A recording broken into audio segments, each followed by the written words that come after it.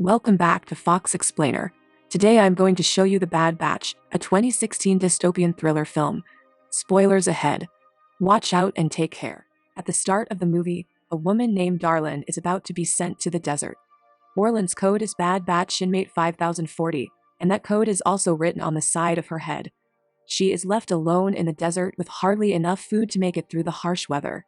Arlen only has the clothes on her back, one backpack, and a gallon of water to worry about. At first, Arlen seems pretty cool and calm. She takes her time getting ready to go out alone into the desert. Orlin's only clue about where to go in the desert is a single piece of paper that tells her to find the dream and comfort by going east. She folds up her flyer and keeps walking through the scorching heat of the desert sun. She is lucky to find a place to stay in an abandoned car in the middle of the dry land. She sits in the car, glad for even a little shade from the sun, and finally takes a moment to think about her past. Her daydream is cut short when a golf cart comes flying toward her out of nowhere. Arlen tries to get away when she has a sudden fear for her safety. The women in the golf cart chase after her and catch her almost right away. Later, Arlen doesn't know if she was out for a few hours or a few days, but when she wakes up, she is chained to the ground. Before Arlen could figure out what was going on and try to get away, the woman who had captured her came back and injected her with something she didn't know what it was. Orlin's limbs start to lose feeling almost right away. But before Arlen can fully lose consciousness, the woman comes back with a saw and starts cutting off her arms and legs. Arlen is helpless to fight, so she watches in horror as the woman starts to cut at her right arm. She tries to scream, but the other people around don't seem to care. As the woman continues to cut off Orlin's right leg, she finally blacks out. The woman burned Orlin's arm with a steaming hot iron pan to stop her from bleeding to death. After a few days, Orlin's wounds are mostly better, but she is still tied to the ground. Orlin's captor was kind enough to let her keep her left arm and leg. In the next few days that Arlen has been left tied outside, she begins to plan her escape. When she finally regains a little more energy, she acts on her plan. The next morning, Arlen purposefully gets herself filthy with her own waste, leaving her captor no choice but to unchain her to clean her up. While getting washed on the ground, Arlen gets close enough to her captor to successfully hit her with a metal bar she has picked up next to her. Mustering all her strength, Arlen whacks at the woman and bludgeons her to death. With her captor left lying dead, Arlen is finally able to flee. She desperately crawls away from the commune of these savage people. She manages to escape through a discarded skateboard she finds among the discarded trash littered all around. Working on pure adrenaline, Arlen is able to wheel herself away from a considerable distance from the commune, but getting around on a skateboard in the hot desert sun is exhausting. Arlen will soon start to lose consciousness again. Arlen is about to die from heat exhaustion and dehydration when a traveling hermit comes to his rescue. The hermit lets Arlen ride in his push cart to a desert town called Comfort, which is far away. When she gets to Comfort, the people there are shocked by how bad she looks and amazed that she is still alive. After 5 months, Arlen is still alive and even seems to be getting better. The people of Comfort have taken her in. They gave her a place to live inside the settlement. She even has an artificial leg that lets her finally walk again. But Arlen is still angry at the people who cut off her limbs. Arlen is so angry that he decides to go back out into the desert to try to get revenge. Back at the commune, the reason why wanderers are being taken and having their limbs cut off is finally revealed.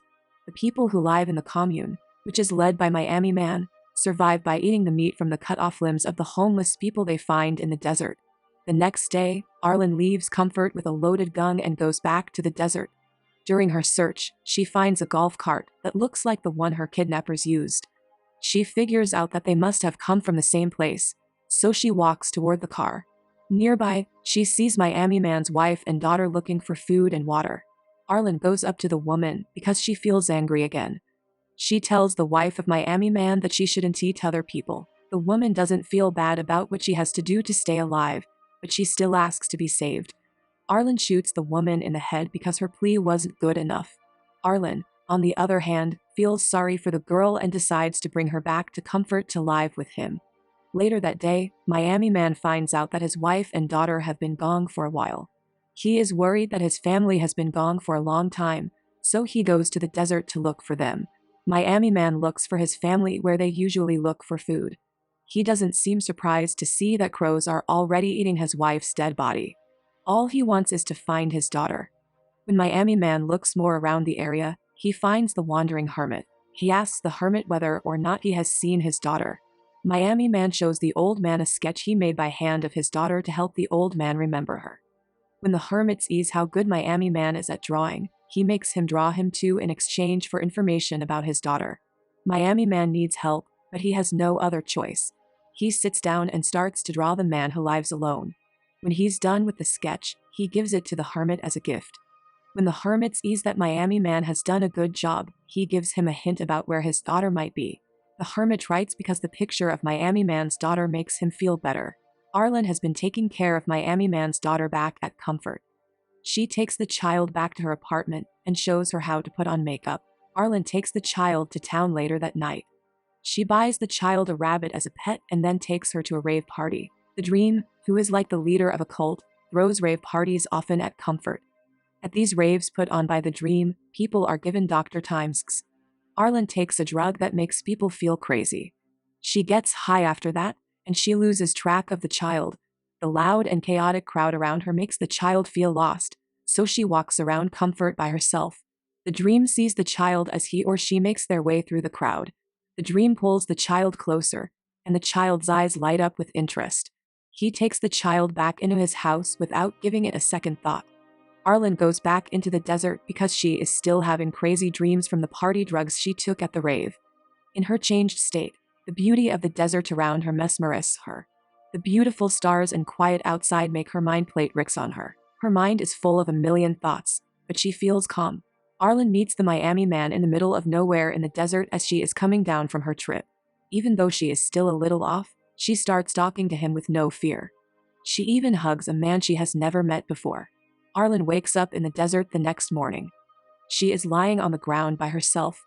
Soon after, Miami Man comes back and talks to her again. He took her artificial leg away while she was sleeping. And now that the drug's opiate effects have completely worn off, Arlen can feel fear again. Again, Miami Man shows Arlen the drawing he made of his daughter. He asks her if she has seen his daughter back in Comfort. Miami Man can't get into the desert settlement because he is the leader of the group that eats people. So, he makes a deal with Arlen instead. She must help him find his daughter in Comfort in exchange for her prosthetic leg and freedom. After Arlen reluctantly agrees to Miami Man's deal, they start the trip back to Comfort together. On their way, they run into another cannibal. The cannibal offers to give Arlen some gas in exchange for him. After agreeing at first, Miami Man lets the other guy take care of Arlen. When Arlen starts screaming that she doesn't want to die, Miami Man decides to save her. Miami Man kills the other cannibal and takes his motorcycle for himself and Arlen to use. On their way back to Comfort, Arlen and Miami Man get closer to each other. During one stop on their long trip, the two talk about their lives. A man from Miami tells Arlen that he was put in the bad batch because he came from Cuba without a visa. But before they can get even closer, they run into another person who lives in Comfort. The newcomer thinks Arden is in danger, so he shoots Miami Man in the chest. Arlen has no other choice but to leave the injured Miami Man behind and go back to Comfort to keep her end of the deal. Back in Comfort, Arlen starts her search for Miami Man's daughter. First, she starts asking around for any sign of the girl. But since nobody seems to know what she is talking about, Arlen comes up with a new plan. She asks people and makes copies of Miami Man's sketch. She starts showing the picture to other people in the area and asks if anyone knows where the child is. Arlen's investigation leads her to the lavish mansion in the middle of Comfort that belongs to none other than the Dream. In the mansion, Arlen learns the truth about the man who calls himself the Dream. He tells the people of Comfort lies to get them to do what he wants. The many young women he has married make the Dr. Timesks, which he uses to control the economy. Arden is horrified to find out that the mansion is full of young women who have been pregnant by the Dream. When Arlen finally finds Miami Man's daughter in the mansion, she comes up with a plan to get the child out of there. Arlen acts as if he is willing to join the harem of the Dream. And when she gets the Dream to trust her, she takes one of the Dream's pregnant wives hostage by pulling a gun from a secret compartment in her prosthetic leg. Arlen wants the Dream's pregnant wife and the baby's freedom in exchange for her. The Dream has no choice but to follow through. After saving the child, they leave Comfort and head back to the desert. They are lucky to find that Miami Man is still alive and that the hermit has helped him get better. Arlen gives Miami Man's daughter back to him and says that she would rather live in the desert with them than in comfort. Miami Man tries to scare her away because he thinks she can't live in the harsh desert, but he doesn't send her away. The movie ends with Miami Man, his daughter, and Arlen, who is now a family, eating roasted rabbit in the middle of the desert. Man in Miami comforts his crying daughter as he and Arlen look at each other and smile. That's all for now. I hope you enjoyed the video. Subscribe for more and hit the like button to help me out, and also leave a comment if you want me to explain your favorite film. Until next time, take care.